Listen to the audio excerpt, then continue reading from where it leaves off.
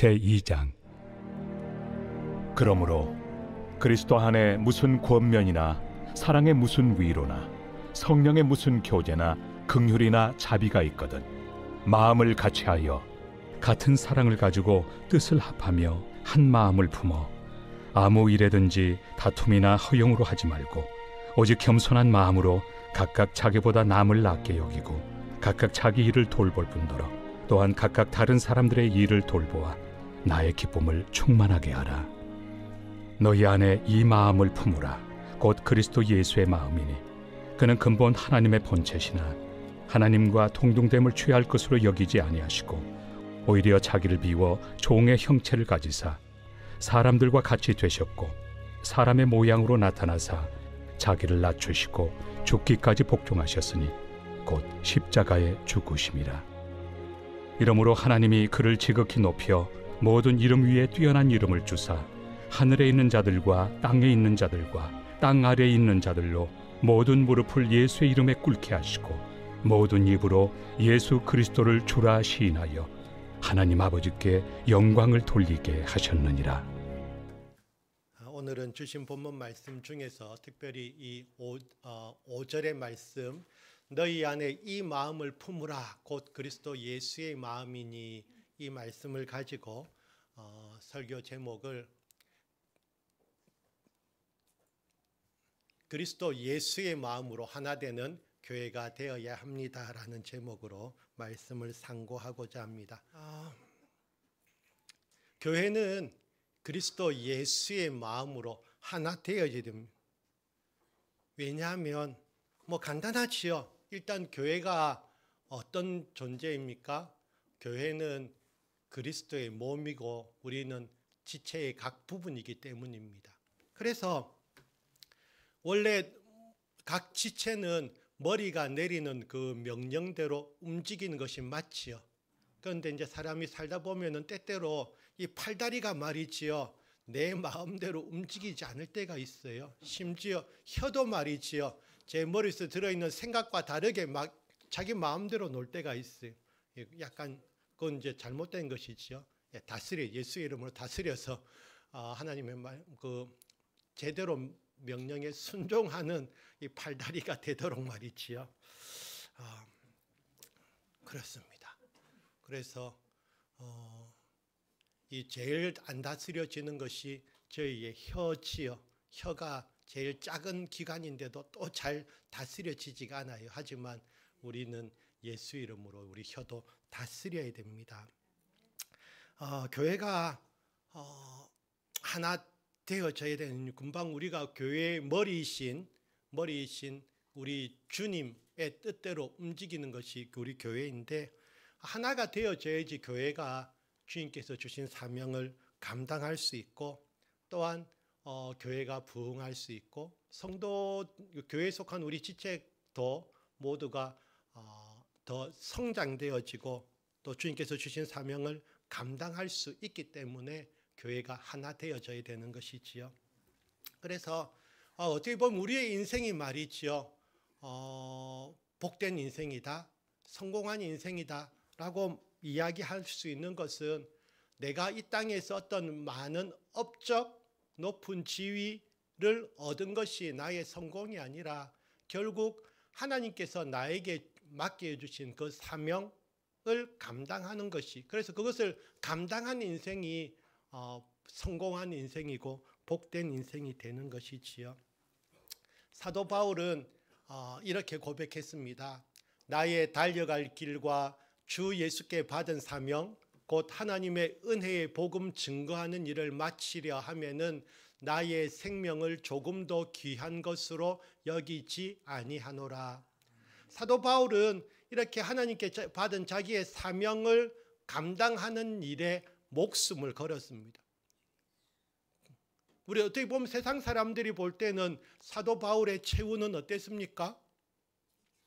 순교했습니다.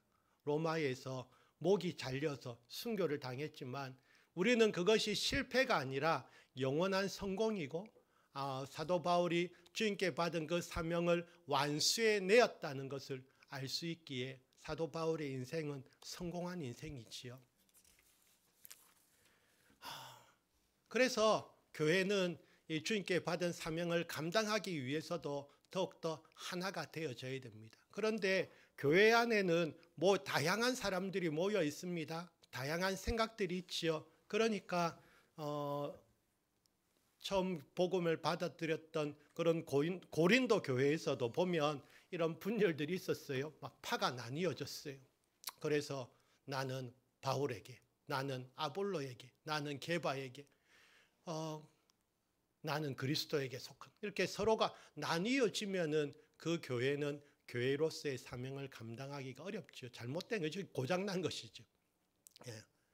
머리 대신 주님의 뜻을 분별하지 못하고 지체들이 각각 자기 마음대로 놀려고 하면은 그 교회는 고장난 교회입니다. 그런데 사실은 더 심각한 문제가 있습니다. 우리나라가 그렇지요. 지금 보면은 지금만큼 이렇게 사람들이 생각이 대립되어지고 나뉘어진 적은 없었다는 생각이 듭니다. 예전에 지역 감정해서 이렇게 서로 나뉘어지고 한 것은 있지만은 지금만큼 온 나라가 말이지요. 이렇게 서로 생각들이 나뉘어져서 대립하고 있는 이런 시대는 없었다는 생각이 드는데 그만큼 나라가 위기에 처해 있는 것이지요. 그래서 우리는 나라를 위해서도 기도해야 됩니다. 더 이상 분열 없이 정말 나라도 하나가 되어져야지 이 나라가 더 번성하고 또 세계 속에서 우리나라의 그런 역할들을 감당할 수 있을 것인데, 그래서 우리는 나라를 위해서 더 많이 기도해야 될 줄로 믿습니다.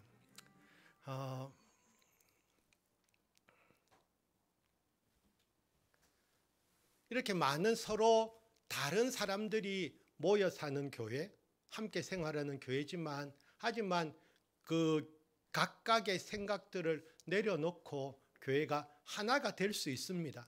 간단하지요. 그것은 그리스도 예수의 사람들은 육체와 함께 그 정욕과 탐심을 십자가에 못 박았다고 말씀하셨습니다. 그래서 더 이상 내 자아가 존재하지 않으면, 더 이상 나의 생각을 주장하지 않으면, 주장하지 않고 우리 주님의 뜻을 분별하는 것. 그래서 그러면은 교회가 당연히 하나가 되는 것이지요. 교회 안에는 다양한 그런 일꾼들이 존재하는데요. 성경에서는 그것을 그릇으로도 비유합니다. 디모데후서 2장 20절 말씀을 보시면은 큰 집에는 큰 그릇과 은그릇뿐 아니라 나무 그릇과 질그릇도 있어 귀하게 쓰는 것도 있고 천하게 쓰는 것도 있나니. 그래서 근데 이 번역을 사실은 조금 마음에 안 드는 게 있습니다. 뭐냐면은 천하게 쓴다. 사실은 고린도전서에 보면 이 말씀, 그뿐만 아니라 더 약하게 보이는 몸의 지체가 도리어 요긴하고, 오히려 이 말이 전 더 좋을 것 같습니다. 집안에는 여러 그릇들이 있지요. 저희 집에는 금그릇, 은그릇 없습니다. 혹시 있으신가요? 예. 그리고 또 금그릇, 은그릇 있다면은 못 쓰지요. 요즘처럼 금값 비쌀 때 팔아야지요. 그런데 우리 주님께서 이 말씀을 하실 때에는 이 그릇의 귀하고 천하고를 이야기하신 것이 아니라 그만큼 그릇들의 종류가 다양하다는 것을 보여주시는 것입니다. 그렇기 때문에 그만큼 다양하게 쓰일 수 있는 것이지요.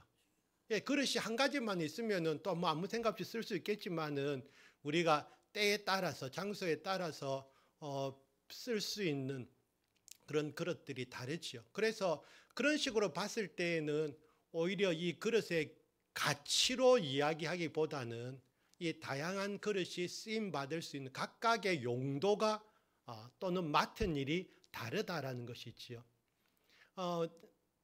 학교는 상당히 그 수평적인 조직입니다. 학교는 아시지요. 그래서 대부분의 선생님들은 다 그냥 호칭이 선생님입니다. 그리고 물론 교장, 교감 선생님도 사실은 선생님이지요. 가르치지 않으시지만. 그래서 그만큼 조직이 수평적이 되어야 되는데, 그래서 올해 저희 학교에 이제 교장 선생님이 바뀌셨어요. 새로 이제 교장 선생님이 오셨는데, 그분이 오셔서 하신 이야기가 이런 말씀입니다. 그래서 교장, 교감, 교사의 이런 직책이 있지만은 그것은 높이의 차이가 아니고 맡은 역할의 차이이다. 그래서 관리자들은 관리하는 일이 자기가 맡은 일이고요. 교사들은 학생들을 돌보고 가르치는 일이 그 일이고요. 그래서 각자가 맡은 일의 차이를 이해하고 각자가 맡은 일에 열심을 내면 되는데, 그런데 이런 생각을 가지신 분도 있지만은 아직도 옛날 그런 생각을 갖고 계신 분도 계세요. 그래서 이런 조직을 하나의 계급 사회로 생각하는 그런 사람들은 마인드가 좀 사실은 옛날 마인드지요. 그래서 지금도 여전히 그런 마인드는 존재하기 때문에 교사에서 이제 교감으로 또 교장으로 올라가게 되면은 승진했다고 그러잖아요. 그러면서 막 꽃도 보내고 떡도 보내고, 그래서 막 처음 교장 교감이 되면은 그 화분이 얼마나 많이 들어온지 아십니까? 그 대부분의 1년 된 대부분 말라 죽기도 하는데 관리 안 되는, 특히 난 같은 경우에는 어쨌든 그런 것도 들어오고요. 또 요즘은 학교 문화가 조금 바뀌어져서 선생님들이 학교를 옮기실 때마다 그 전에 같이 근무했던 선생님들이 떡을 보내주세요. 떡이나 그런 간식을 그래 보내주시는데 그게 엄청나게 많이 들어옵니다. 그래서 하루에 떡이 몇 개씩 들어오기 때문에 특히 3월 한 달은 보통 그런데요. 그러니까 살이 더 찌지요. 네. 그래서 이제 선생님을 보내면서 이렇게 인사하는 건 좋은데, 근데 좀 어쨌든 긍정적으로 생각하면은 이런 시즌이 있어야지 우리 그 화훼 하시는 분들 또 좀 그 수입이 있을 것 같고, 떡 하시는 분들도 뭔가 좀 이때가, 그래서 3월 이때는 학교에서만큼은 대목이라고 볼 수 있습니다. 그래서 꽃 하시는 분들도 좀 장사가 되시고 떡 하시는 분들도 그래서 나라 경제가 좀 돌아가는 데는 도움이 될 것 같다는 생각이 들지만, 그럼에도 불구하고 좀 과하다라는 생각이 들기도 합니다. 너무 어쨌든 다시 돌아와서요. 그래서 교회에서도 마찬가지지요. 우리가 직분이 있습니다. 각자가 맡은 역할이 다르다는 것이지요. 그래서 내가 맡은 역할을 하는 그것을 계급으로 오해하시면 안 되지요. 그래서 우리의 생각은 역할의 차이다. 그래서 금그릇, 은그릇 보세요. 사실 금그릇, 은그릇이 1년에 몇 번이나 쓰이겠습니까? 어떻게 보면 평생 안 쓰일 수도 있습니다. 아무 쓸모 안 쓰이지 않는 그릇은 사실은 의미가 없잖아요. 차라리 뭡니까? 질그릇이 매일매일 쓰이잖아요. 그래서 내가 주님께 더 많이 쓰임 받는 것이 더 좋은 일이 아닌가? 그래서 중요한 것은 그거잖아요.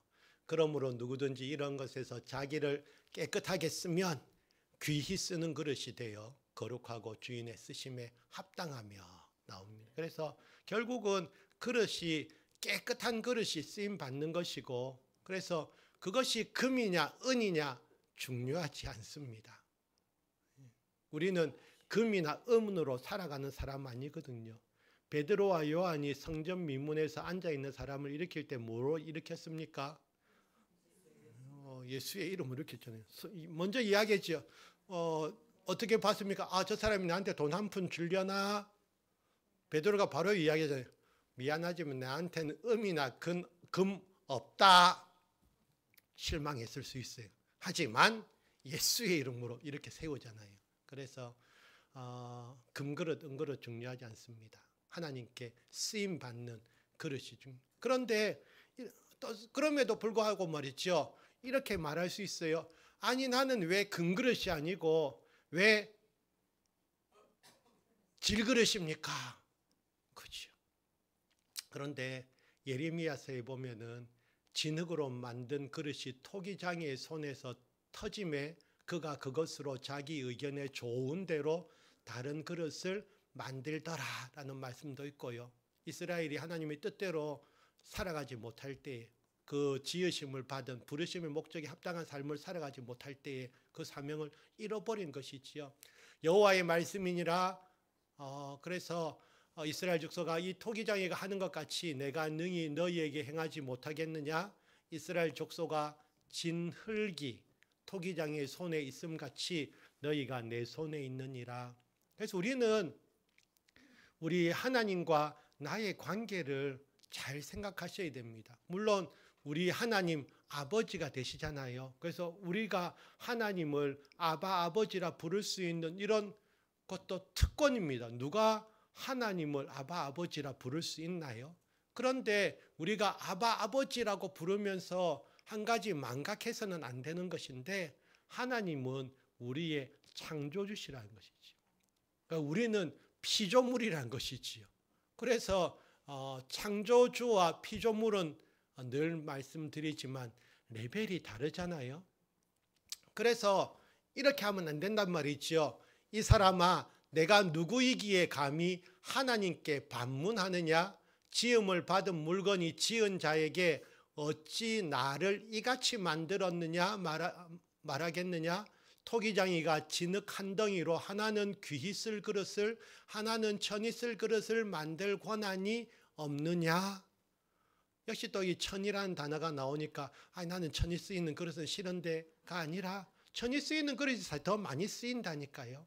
사실은 더 요긴한 그릇입니다. 그래서 하나님께서 우리 각자를 부르셨을 때에는 각자에게 맡겨진 사명이 있기 때문에 부르신 것이죠.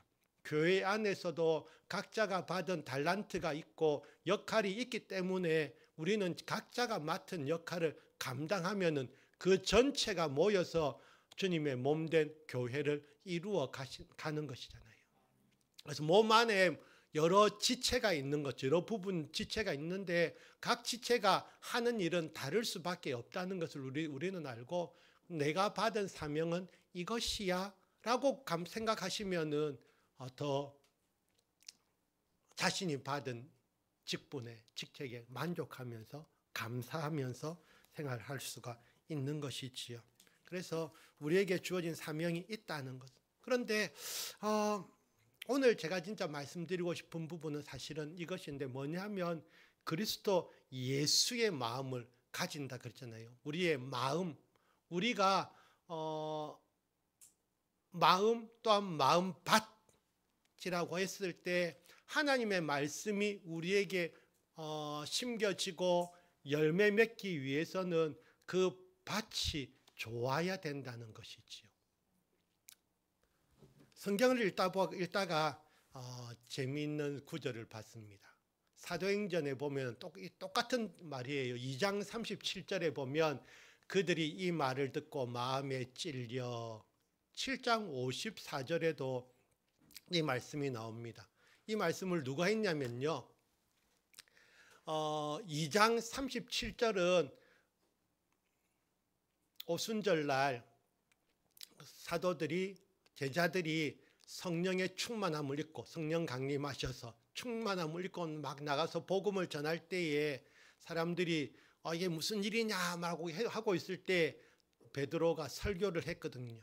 그래서 설교를 했더니 그 말씀을 듣고 사람들이 마음에 찔려서 베드로와 다른 사도들에게 물어 이르되 형제들아 우리가 어찌할꼬 라고 이야기한 장면이고, 7장은 스데반이 말이지요, 그 유대인들과 서로 논쟁하는 가운데 붙들려 가가지고 그것을 설교하는 장면인데, 근데 이 말을 들었을 때에 그 사람들이 그를 향하여, 스데반을 향하여 이를 갈고 죽여야겠다, 결국 죽이게 되잖아요. 그 장면입니다.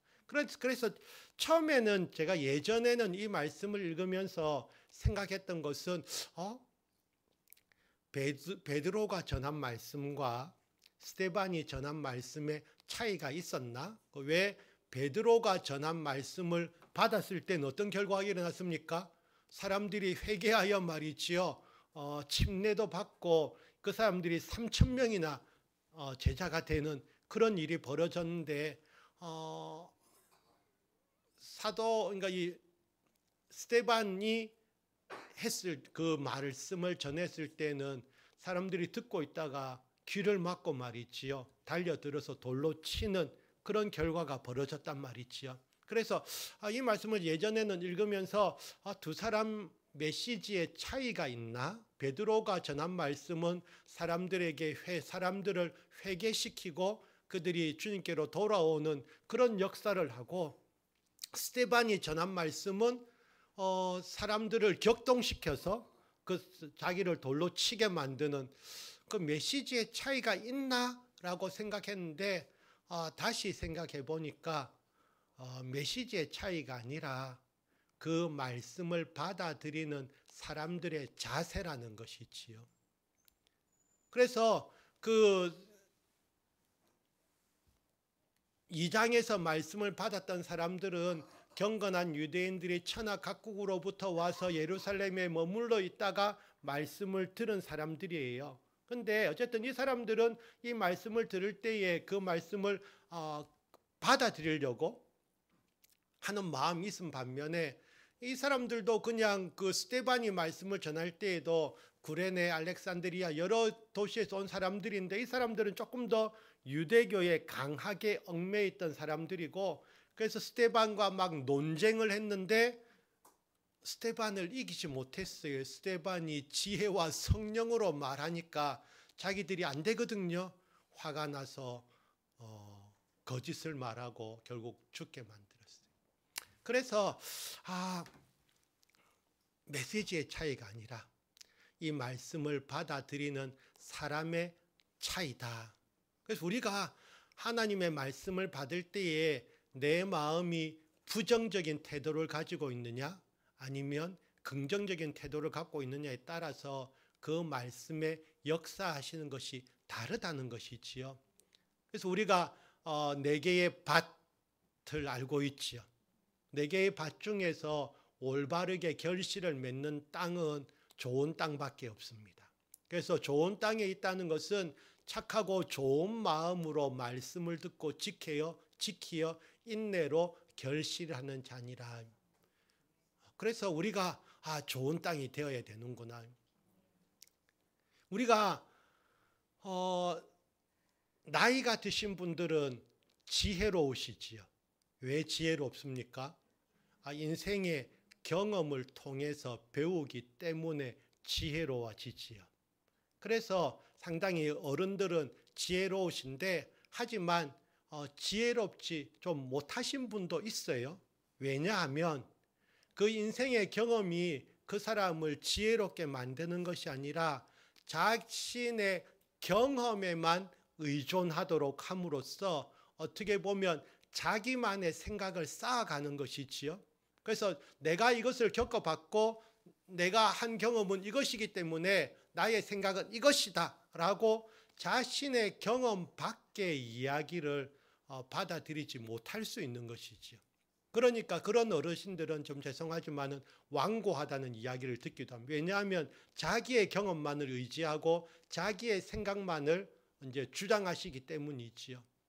그런데 좀 더 우리가 넓게 생각하면은 이 인생의 경험이 서로 다 다를 수 있고 생각도 다를 수 있다라는 것을 먼저 이해를 하면 서로 대화가 되고 할 수 있는데, 그렇지 않으면은 대화가 안 돼요. 대화가 안 되니까 서로가 이야기를 하는데 각자가 주장만 합니다. 상대방의 이야기는 듣지 않아요. 어떻게 보면 지금의 세태가 그렇지요. 서로 자기가 옳다고 주장하면서 상대방이 무엇을 주장하든지 간에 그건 틀렸다라고 먼저 전제하고 대화를 시작합니다. 그러니까 대화가 되지 않지요. 그래서 우리가 주의해야 될 점은 내 마음이 얼마나 부정적인가 긍정적인가를 생각해 보셔야 됩니다. 다른 사람들의 이야기를 들었을 때에 나의 첫 반응이 맞아요, 그렇지요 라고 반응을 하는지, 아니면 내가 말로 표현은 하지 않지만 내 속에서부터 아니야, 그건 아니야, 그건 당신 생각이고 내 생각은 달라 라고 이야기하면은 대화가 되지 않지요.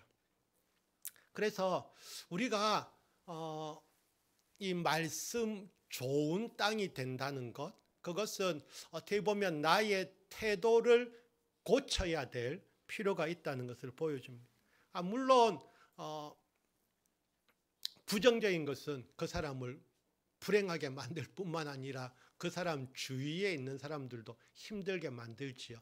하지만 그리스도인이 아니더라도 긍정적인 사람들은 얼마든지 있습니다. 그래서 긍정적으로 살아야 된다. 하지만 그리스도인은 단순히 긍정적인 사람이 아니라 그리스도 안에서 긍정적인 사람이지요. 자기의 생각에 의해서 긍정적인 사람이 아니라 하나님의 말씀에 의해서 긍정적인, 말씀에 순종하고 말씀을 따름으로써 그 말씀을 받아들이는 긍정적인, 그것이 이제 우리는 신앙적이라고 말할 수 있고 믿음의 사람이라고 이야기할 수 있는 것이지요. 그래서 똑같은 말씀을 들어도 그 말씀에 대한 태도가 다름으로 인해 가지고 나뉘어지는 열매도 다릅니다. 일단은 그래도 좋은 땅이 됐다는 것은 말씀을 받아들이는 긍정적인 사람들이지요. 하지만 그 긍정적인 사람들이라도 마태복음 13장 23절에 보시면 좋은 땅에 뿌려졌다는 것은 말씀을 듣고 깨닫는 자니 결실하여 어떤 것은 100배, 어떤 것은 60배, 어떤 것은 30배가 되느니라 하시더라. 그래서 좋은 땅이라도요, 100배의 결실을 맺는 땅도 있을 수 있고 또 어떤 땅은 60배, 30배가 되기도 하는 거지요. 그래서 내 마음밭이 더 좋은 땅으로 되도록 만들어야 되잖아요. 저는 사실은 농사 전혀 지어보지 못했거든요. 저는 도시에서만 자라난 차도남입니다. 그래서 죄송합니다. 그러다 보니까 사실은 농사에 대해서 말씀드릴 게 없어요. 농사도 지어보지 않았는데 제가 뭐 농사에 대해서 이야기하겠습니까? 그런데 그럼에도 불구하고 이제 주워 들었고 듣고 배운 바로는 농사 짓기 전에 미리 그 땅을 정리하는 것이 필요하지요. 그리고 또 주변에도 바로 옆에도 보니까 저 좁은 땅이지만 거기에 지금 비료 포대가 가득 쌓여져 있었어요. 그래서 그냥 아무것도 그 땅에 영양분을 공급하지 않으면서 계속 농사만 지으면 그 농사가 제대로 안 되지요. 그래서 농사 짓기 전에 보니까 땅을 먼저 일단 갈아엎어서 단단하게 굳은 것을 좀 깨트리고 말이지요. 또 거기에다가 보니까 비료를 부어서 땅을 좀 더 찰지게 만들고요. 그렇게 해서 이제 씨앗을 뿌리게 되는 거잖아요. 그래서 우리도 하나님의 일을 하는 사람들은 하나님 그 마음밭을 늘 좋게 좋은 땅으로 유지하기 위해서는 애를 써야 됩니다. 보면은 길에도 보면 말이죠. 좀 구석진 데 가보면은 막 쓰레기가 쌓여 있는 곳이 있어요. 누군가가 던졌단 말이지요.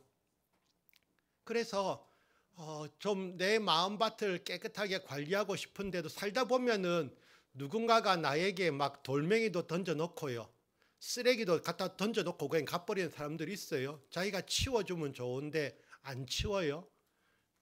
그리고 또 보면은 희한하게 밭이나 이렇게 밭에 보면은 뭡니까? 곡식은 잘 안 나는데 곡식은 내가 심어야만 나잖아요. 그런데 밭에 잡초는 안 심어도 너무 잘 나잖아요. 농사들 다 지어보셨군요. 저는 안 지어봤는데 이렇게 이야기하고 있는데.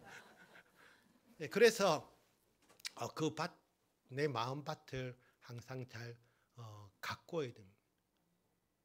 내가 좋은 것 보고 말이죠. 그러니까 말씀 읽고 또 좋은 것을 보고 좋은 것으로 내 밭에 뿌려서 영양분을 좋게 만들어야 되는데 내 밭에 별로 안 좋은 거 보고 말이죠. 세상의 것 갖다 뿌려 놓으면은 거기서 나는 것은 열매 맺는 그 곡식이 아니라 잡초만 나고 온갖 안 좋은 것만 나겠지요. 그래서 우리의 태도가 말이지요. 내가 하나님의 말씀을 받아들이는 나의 태도가 어쨌든 믿음의 사람이 되도록 이것은 결단하셔야 됩니다. 내 마음이 항상 좋은 상태로 유지되도록 하기 위해서는 내가 애를 써야 됩니다. 그냥 자연스럽게 항상 내 마음이 평안하십니까? 항상 평안하고 기쁘고 하신 분들은 제일 좋겠지만 우리는 그렇게 살고자 하는데 세상이 우리를 가만두지 않거든요. 그 가운데서 살아가는 우리들이기에 우리는 어떻게 됩니까? 더 기도하면서 깨어서 말이지요. 내 마음밭에 뿌려지는 온갖 쓰레기들 건져내고 또 남이 던져놓은 그리고 또 다른 사람이 밟아 넣어서 단단하게 된 것은 또 깨트려서 또 부드럽게 만들고 말이지요. 그래서 우리가 이렇게 세상 사람들에게 영향받지 않을 정도의 그런 믿음 수준이 되면은 더 좋겠지요. 그래서 우리의 마음밭은 항상 좋은 땅이 되어서 말이지요. 하나님의 말씀이 심겨지고 뿌려졌을 때에 그 열매를 100배까지 맺는, 그 이상 맺는 그런 마음밭이 되기를 원합니다. 그래서 그 마음밭이 바로 누구의 마음밭이냐 하면요. 바로 예수의 마음이 그렇지요. 너희 안에 이 마음을 품으라. 예. 그리스도 예수의 마음이니. 예수님의 마음, 오늘 그 빌립보서 2장 1절로부터 11절 읽었습니다. 보면은 예수님의 마음은 최고의 마음밭입니다. 일단 예수님의 마음밭은 너무 겸손한. 그러다 보니까 예수님, 하나님의 아들이신 예수님이 그 인간의 몸을 입으시고 이 땅에 오셨잖아요. 그리고 그 사람들의 죄를 대신해서 십자가에 달려 죽으시기까지 하나님의 말씀에 순종하신. 예수님은 유월절 마지막 식사를 하면서도 식사하시다가 뭐 하셨습니까? 제자들의 발을 씻기셨어요. 옛날 문화에서 선생님이 제자들의 발을 씻긴다는 것은 생각할 수 없는 일이죠. 선생님이 가만히 있으면 제자들이 와서 물 떠서 발 씻겨드리고 막 해야 될 것인데 예수님이 그런 삶을 사셨어요. 그래서 예수님께서는 그런 본을 보이신 이유가 결국은 우리가 그런 삶을 살아가도록, 우리가 예수님의 복음을 전할 때에 입술로만 전하는 것이 아니라 우리들의 삶이 그런 예수님의 겸손한 삶, 섬기는 삶, 온유한 삶을 우리가 닮아가면은 복음이 더 잘 전해지리라 믿습니다. 그래서 우리는 우리의 마음을 늘 새롭게 하고 예수님의 마음을 담기 위해서, 그래서 너희는 이 세대를 본받지 말고 오직 마음을 새롭게 함으로 변화를 받아 하나님의 선하시고 기뻐하시고 온전하신 뜻이 무엇인지 분별하도록 하라 하셨잖아요. 그래서 우리의 마음이 예수님의 마음을 닮아가기 위해서는 우리가 더 애를 써야 됩니다. 가만히 그냥 있는데 우리의 마음이 예수님의 마음을 닮아가지 않습니다.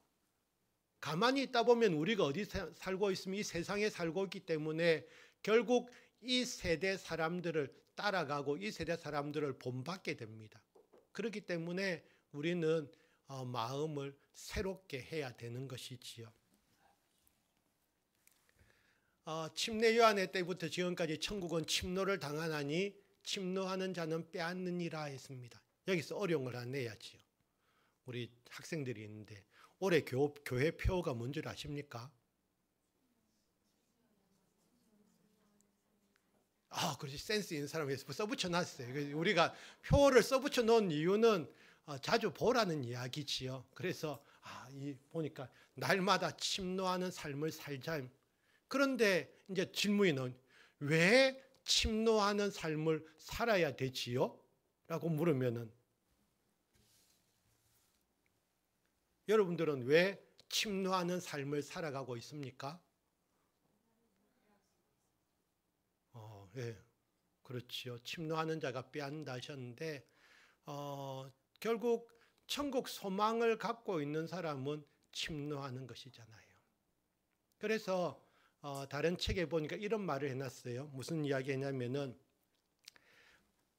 미래의 나가 현재의 나를 이끌어 가도록 해야 된다는 말이지요. 이게 무슨 말이냐면요. 여러분들이 천국에 대한 소망을 갖고 계시잖아요. 그러면은 여러분들은 무슨 생각을 해야 되냐면은 지금 내가 이미 천국에 와 있는, 천국에 들어가 있는 사람이라고 생각해 보세요. 지금 나는 천국에 들어와 있는 사람이다. 천국에 들어와 있다는 것은 내가 어떤 삶을 살았기에 지금 천국에 와 있겠습니까? 생각해 보세요. 지금 현재의 모습으로 살았는데 천국에 들어가 있을까요? 벌써 아니라고 생각하시면 안 되는데, 그래 맞다고 하셔야 돼요. 내가 현재 열심히 살고 있기 때문에 천국에 갑니다. 근데 실제로 우리의 대답은 왠지 현재의 모습만으로는 좀 부족할 것 같은 느낌이 들지요. 그러면 다시 한번 생각해 보세요. 천국에 내가 지금 들어갔어요. 벌써 내가 천국에 들어왔다면은 나의 모습은 어떠할까요? 나의 모습이 어떠했길래 내가 지금 천국에 들어와 있을까요? 그걸 생각하시면은 이제는 우리가 달라져야 되는 거죠. 나의 삶이 나는 그래서 현재의 나의 모습, 과거에 얽매여서 지금도 허우적거리고 있는 나의 모습으로는 천국을 들어갈 수가 없잖아요. 그래서 나는 과거에 얽매인 사람이 아니라 이제 나는 이미 천국에 들어간 사람처럼 이제는 지금 살아야 되는 거지. 그러면은 내 삶이 바뀌어져야 된다는 것이지요. 그래서 학생들도 목표가 분명하면 말이지요. 그 공부하는 방식이나 삶의 모습이 달라집니다. 학생들이 왜 공부 안 하고 휴대폰만 보고 있지요? 그것은 자기의 목표에 대한 분명함이 없기 때문입니다. 중학교 1학년 때 들어가면 늘 묻잖아요. 네 어느 대학 갈 건데? 그러면 자, 세아는 어느 대학 가지요? 라고 하면은 다들 저야 뭐 서울대 가죠. 뭐 하대 가든지 하버드 대학이나 안 되면 뭐 못하더라도 그냥 서울대만 가면 되죠. 서울대 정도만 가지요. 중학교 1학년들은 누구나 그렇게 대답합니다. 그렇죠? 그리고 대답은 그렇게 하는데 실제로 그것이 그렇게 되기 위해서 어떤 준비가 되어야 되는지 사실은 몰라요. 그러니까 그냥 말은 다 그렇게 하지만은 그냥 지금 나는 뭐 할 수 있지요? 학교에서도 보면은 수많은 학생들이 교과서보다는 책보다는 휴대폰 더 많이 보고 있습니다. 자기들이 앞으로 무엇이 되겠다라는 것에 대한 분명한 계획, 목적이 없기 때문이죠. 그러니까 내가 서울대를 가겠다. 뭐 서울대 가면 좋잖아요. 서울대 버스 타고 갈 수 있습니다. 차비만 있으면 갑니다. 그런데 서울대 가려면은 공부해야 되거든요. 그런데 이제 모르니까 막연하게 그냥 다음에 나는 서울대 가야지라고 생각하지만 모르기 때문에 내가 현재 시간을 어떻게 써야 될지를 잘 생각을 안 해요.